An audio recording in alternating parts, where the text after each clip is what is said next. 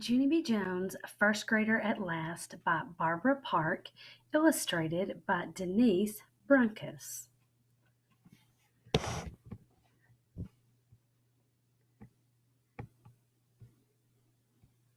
Chapter 1 First Grade Surprises, Thursday. Dear First Grade Journal, yesterday was the first day of school. It is new here. Today, my teacher handed out these journals. He is making us write in these dumb things, only I don't even know what to write. My teacher has muscles and a mustache. His name is Mr. Scary. He made that name up, I believe. I am not even scared of him hardly. From Junie B., first grader. I put down my pencil and I looked at what I wrote. I did a sigh. I would like to go home now, I said to just myself. Shh, said the girl named May. I'm still trying to do my work. May sits next to me in the back of the room. I do not actually care for that girl.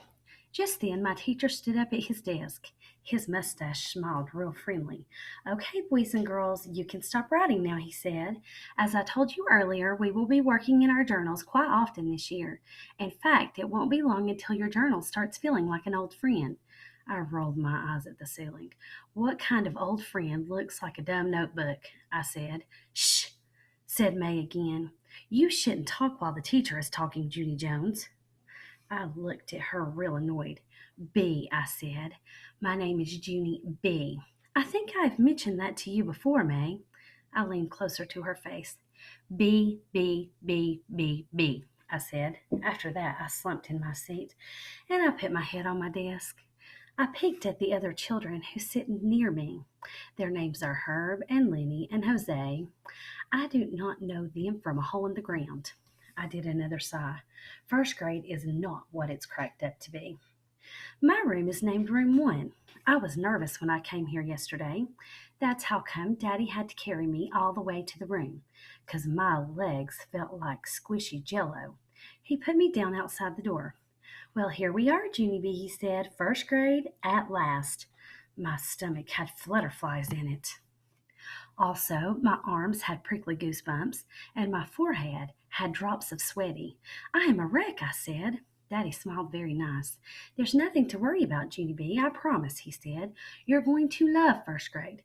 Just think, there's a whole room full of brand new friends just waiting to meet you. He ruffled my hair. Are you ready to go in now? He asked. Are you ready to begin your first grade adventure? I looked at him a real long time. Then I quick spun around and I zoomed down the hall as fast as I could. Daddy zoomed after me.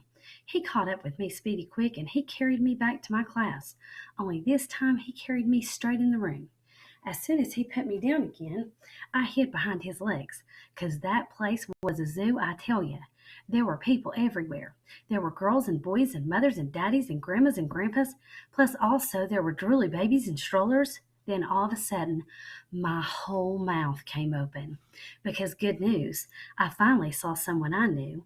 I jumped up and down and all around. Daddy, Daddy, it's Lucille, I hollered. Remember Lucille? Lucille was my bestest friend in kindergarten last year. Lucille was standing at the desk next to the window. I ran to her in a jiffy. Then I hugged and hugged that girl, and I couldn't even stop. Lucille, Lucille, it's me, it's your bestest friend from kindergarten, Junie B. Jones. I tried to pick her up. I am so glad to see you, friend, I shouted real joyful. Lucille pulled my arms off her. Stop it, Junie B, stop it, she said. You're wrinkling my brand new back to school dress. This thing cost a fortune. I stopped hugging her. Lucille smoothed and fluffed herself. I smoothed and fluffed her too. There, I said, good as new. After that, I grabbed Lucille's hand and I started to pull. Come on, Lucille, let's go find two desks together, I said. I think we should sit near the door. Want to, huh? If we sit near the door, we can stare at people who walk down the hall. Lucille yanked her hand away.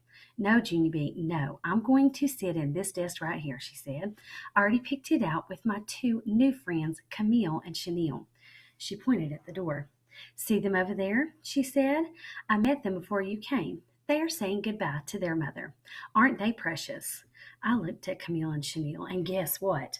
My eyes popped right out of my head because whoa, whoa, whoa.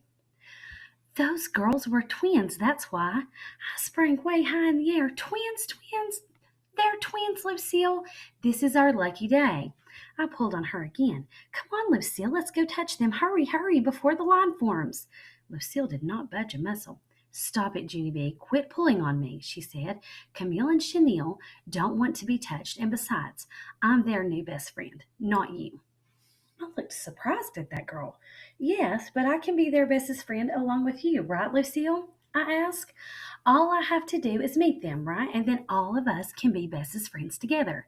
Lucille shook her head. No, Junie B, I'm sorry, but you and I have already been best friends, remember? She said. We were best friends for a whole long year. And so now it's time for Camille and Chenille to get a turn.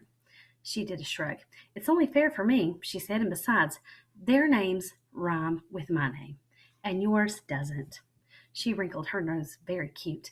Camille and Chenille and Lucille. See? Isn't that darling? After that, Lucille gave me a pat. Don't be sad, okay? She said. You and I can still be friends, Junie B, just not on a regular basis. After that, she waved her fingers and she said, Ta ta, and she skipped to Camille and Chenille.